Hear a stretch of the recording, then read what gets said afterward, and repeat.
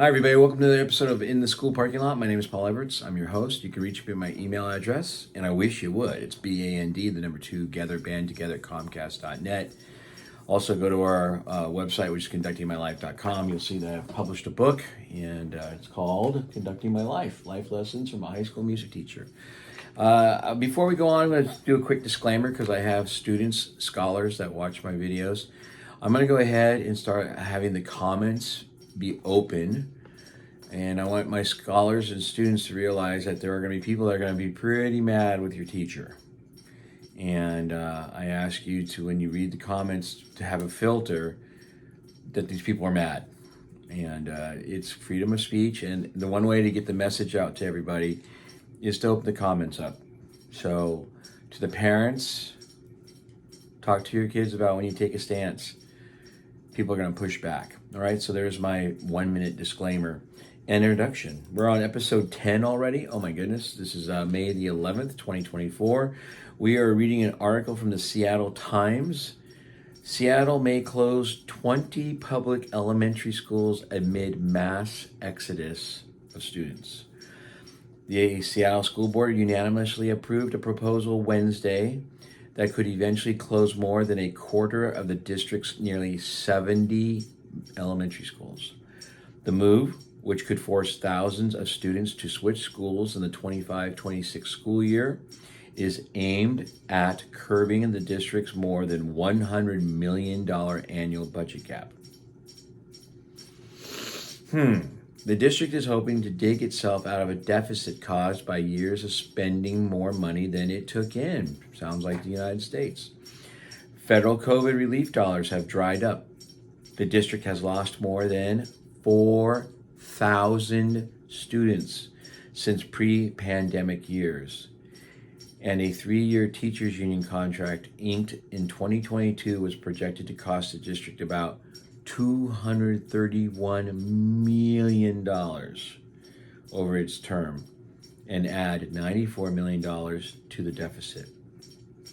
The district superintendent, Brent Jones, asked the board on Wednesday for permission to start drafting a school closure plan. Superintendent Jones and his staff are expected to draw up a preliminary list of about 20 schools that could be shuttered or consolidated. Such school closures would be by far the largest in Seattle in recent history. Savings generally come from the reducing spending on staff. Unless the district plans staff layoffs, it's unlikely to see huge savings from closing individual schools. Last year, for example, 59.8% of the district's budget went toward teaching activities. An additional 13.2% went toward teacher support. And I'm going to guess that includes DEI training. I bet you they have a DEI office now that's costing hundreds of thousands of dollars. That's just a guess. Further along the article we read, and I believe now we get to see the reason.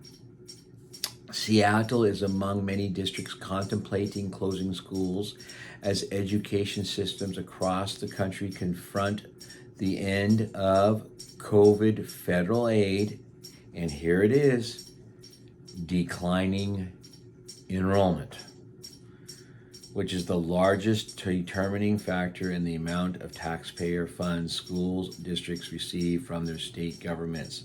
Enrollment had been declining in some cities before the pandemic, but the federal funds gave districts room to delay difficult budget decisions. You know, schools, I've been teaching since 1989. I resigned early, 3 years before my full pension, because I was told I could not say I love you to my students. I was told to get off social media. And I want you to know, on April 29th, a person from the district I worked at actually said to my wife, you know, it's all political, right? What happened to Paul? I had to do it.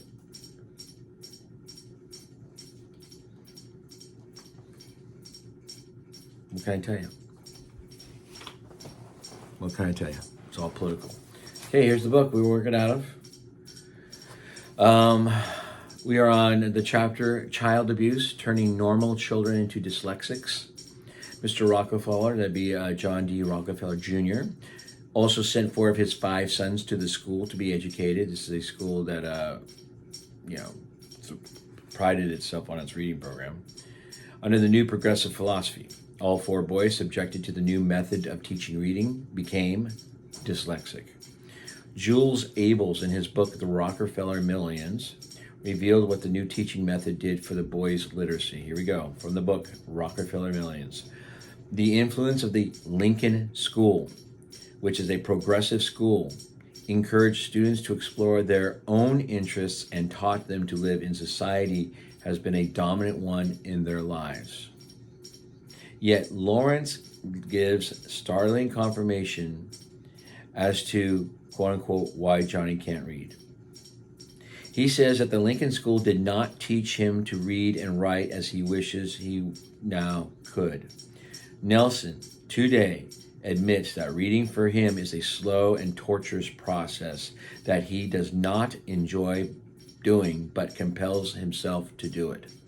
This is significant evidence in the debate that has raged about modern educational techniques. David Rockefeller wrote of his experience at the Lincoln School, Google Lincoln School, make sure this is all accurate, in his memoirs published in 2002.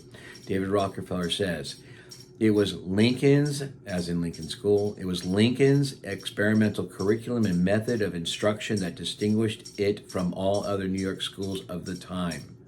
Father was an ardent and generous supporter of John Dewey's educational methods and school reform efforts. Teachers College of Columbia University operated Lincoln School with considerable financial assistance in the early years from the General Education Board as an experimental school designed to put John Dewey's philosophy into practice. That's from the book Memoirs. Now we go back to this book. Dewey's educational methods were conceived and calculated to dumb down the nation, and he started out by dumbing down the 4 Rockefeller boys. Nelson, of course, was able to hire Henry Kissinger to do his reading for him. David Rockefeller wrote further, Lincoln School stressed freedom for our children to learn and to play an active role in their own education. But there were some drawbacks.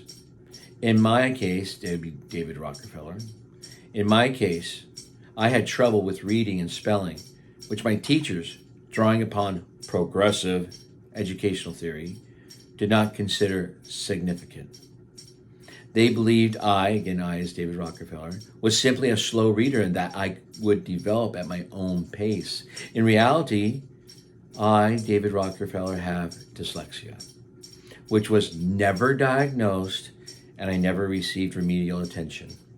As a result, my reading ability, as well as my proficiency in spelling, improved only marginally as I grew older.